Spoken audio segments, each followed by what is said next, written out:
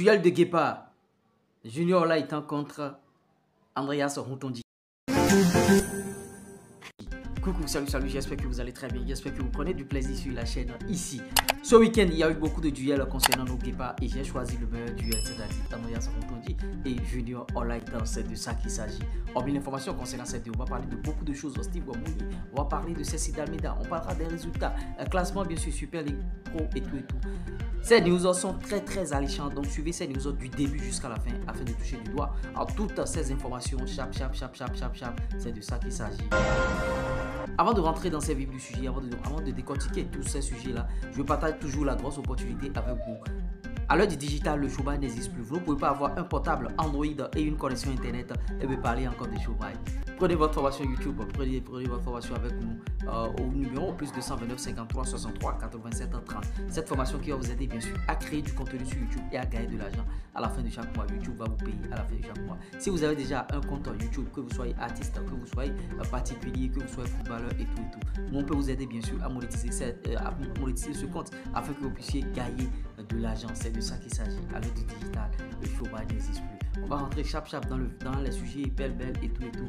Parlant bien sûr de l'information principale, Junior Olaitan qui rencontre bien sûr son homologue, c'est-à-dire Andreas Rontondi, son homologue en sélection nationale. 30e journée bien sûr. Et vous voyez, Rodez et Rontondi dominent en 3 et Olaitan, Rodez AF de Andreas Rontondi en déplacement, a battu les stacks 3 de Olaitan ce samedi, 30 mars 2024, lors de la 30e journée de la Ligue 2. Vous voyez, score final 3-2 en faveur bien sûr des Britannois.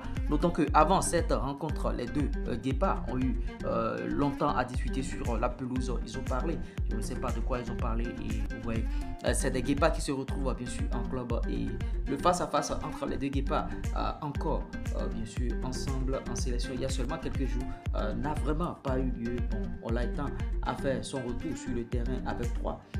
Depuis le 24 février était titulaire et vous voyez une première depuis en tout cas le 30 septembre 2023 et a été remplacé à la 71e minute du côté de Rodez. Andreas a démarré sur le banc avant d'effectuer bien sûr son entrée à la 65e minute. Bon, dans ça, Olaitan a commencé bien sûr la rencontre. Vous voyez, il a commencé la rencontre depuis le 24 février et il n'était plus titulaire. Bon, une première depuis le 30 septembre. Ouais, c'est de ça qu'il s'agit. Bon, Rodez, on comprend que son club, le club bien sûr de Andreas Rontondi, avait à cœur de le laisser sur le banc parce que bon, il revient de sélection, il serait un peu fatigué.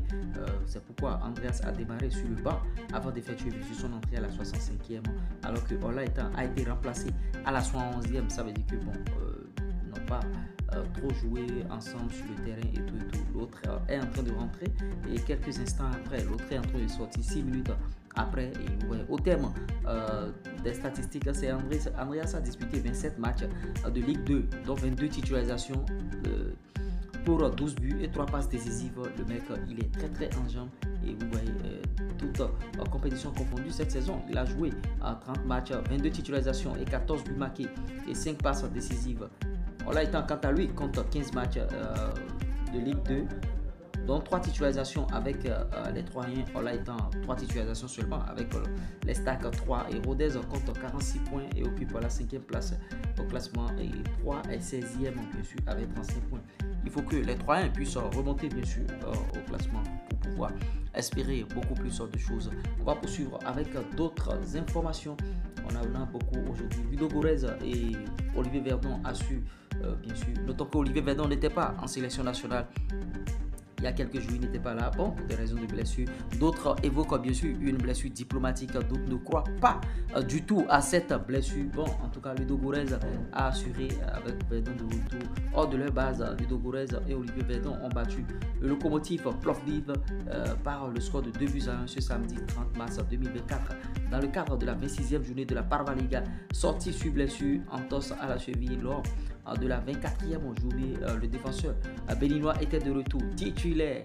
Il a disputé bien sûr l'intégralité de la partie. Il compte 18 matchs, 18 titularisations de championnat et un but marqué, toutes compétitions confondues. Le Guépard a joué 35 matchs pour 34 titularisations et a marqué 4 buts. Ludo Goretz est premier au classement avec 60 points et un match en moins, s'il vous plaît. Eux, ils ne s'arrêtent pas du tout. De l'autre côté de la Bulgarie, ça va cassant. Ouais, vous l'aurez constaté. Et Olivier Verdon, bon, moi, je suis en train de comprendre que sa blessure, c'était une blessure diplomatique. Le mec n'avait rien parce qu'en championnat, tac, il a joué. Le championnat est là, ils ont joué. Ce que font bien sûr ces entraîneurs blancs, c'est pas du tout bien. On poursuit avec Pau et Dalméda qui enchaînent bien sûr 30e journée. Pau FC de Ceci Dalméda de retour de trêve est allé s'imposer 3-2 sur la pelouse de Amiens. Voilà encore un autre duel, c'est-à-dire pour Ceci Dalméda qui rencontre bien sûr Youssouf Assoba et Chabel Gomez. Vous voyez, après avoir été mené 2-0, c'était le samedi 30 mars à l'occasion de la 30e journée de Ligue 2. Le milieu défensif béninois, seul Guépard à avoir disputé la rencontre, est rentré à la 57e minute et a disputé. Bon, ouais. Ceci Dalméda est rentré à la 57e minute. Youssouf, eux autres, ils n'ont pas joué. Dalméda a disputé 27 matchs de championnat cette saison pour 18 titularisations et un but inscrit. Assoba était convoqué, n'a finalement pas figuré. Assoba qui était convoqué n'a finalement pas figuré sur la feuille de match du côté des Picards et Pau compte 43 points et prend la 9e place, s'il vous plaît. Amiens de son côté est 10e avec 42 points. Vous voyez, ça se joue à ce niveau-là aussi, c'est un peu serré. Et Brest de Steve Mounier domine Lorient de Tosin Ayegun. Voilà encore un autre duel. Ce week-end, c'est le week-end des duels, s'il vous plaît. Et le stade de Brestois de Steve Mounier en déplacement a battu le FC Lorient de Tosin Ayegun sur le score étriqué de 1-0 ce dimanche. Et ouais, pour le compte de la 27e journée de Ligue 1 Uber Eats. Laissé au banc à l'entame, l'attaquant béninois est rentré à la 73e minute. Côté Merlu, Ayegun qui est copé de 2 matchs de suspension suite à un carton rouge lors de la précédente journée cumulative, bien sûr, à sa blessure en sélection, n'était pas présent. Et Mounier totalise 25 matchs en championnat, 13 titularisations pour 3 buts et 2 passes décisives, toutes compétitions confondues. Il compte 28 matchs, 14 titularisations, 4 buts et 3 passes décisives. Ayegun a disputé 16 matchs, toutes compétitions confondues, 9 titularisations et 2 buts dans cette saison. Le stade brestois reste à la 2e place, encore les cimentés avec 50 points. Lorient compte 26 points et est provisoirement 15e. Vous voyez, bon, la blessure de Tosin Ayegun est en train de le déranger. Il faut que le Guépard puisse revenir rapidement parce qu'on a besoin de lui. Il y a du boulot, mais 16e journée, victoire de Aude. On va rendre hommage bien sûr à ces dames, ces Amazones, Aude Bédissi et Lens.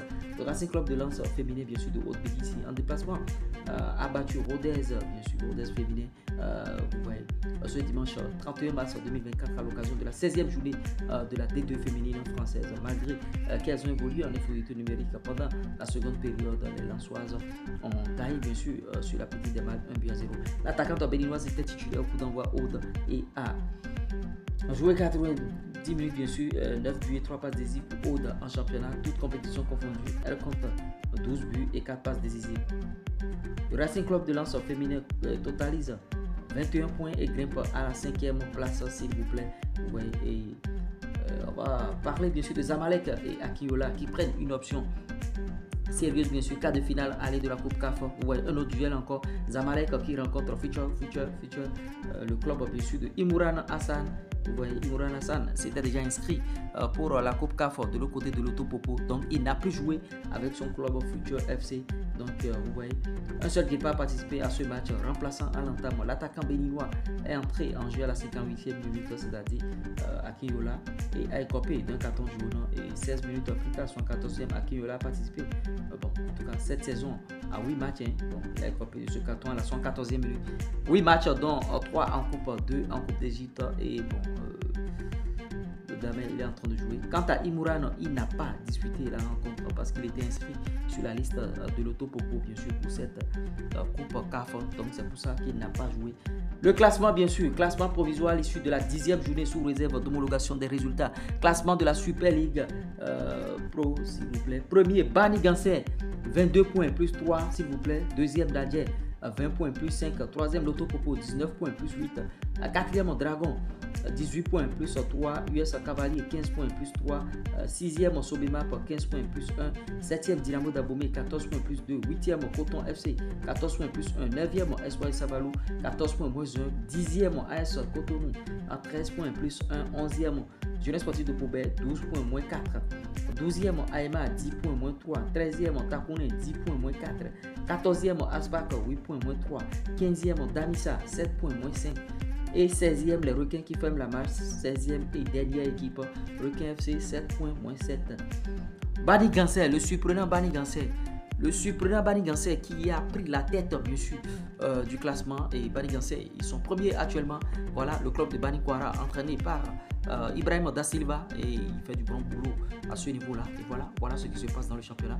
J'espère que vous avez bien sûr aimé ce flash info, vous avez adoré. Likez, partagez, abonnez-vous au maximum à la chaîne. C'était moi, lui reste premier, le 3 ans de suite, doué des finances, du foot business et de l'industrie musicale. C'est pas l'homme, c'est Dieu qui travaille. Donc un respect.